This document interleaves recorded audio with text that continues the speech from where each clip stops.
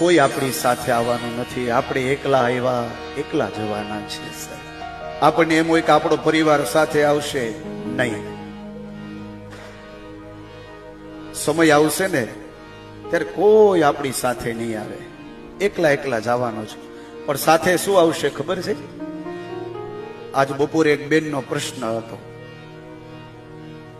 કે જ્યારે સ્મશાને લઈ જતા હોય ત્યારે રામનું નામ શું કામ લે છે, કૃષ્ણનું કેમ નામ નથી લેતા, ભોલેનાથનું કેમ નામ નથી લેતા? પણ જ્યારે એ નનામી જતી હોય છે ત્યારે માત્ર ને માત્ર રામનું નામ લેવામાં આવે છે. શું કામ? તો કે અંત સમયે રામનું નામ જે છે ને એ જ તમારી સાથે આવશે.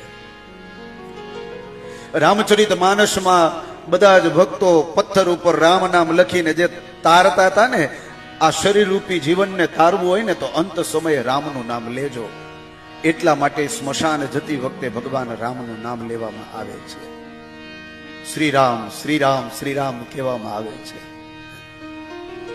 બીજી વાત એ કે એવું કઈ જરૂરી નથી કે રામનું જ નામ લેવું. કદાચ તમે કૃષ્ણ કૃષ્ણ લ્યો ને તો પણ એને મુક્તિ મળવાની જ છે.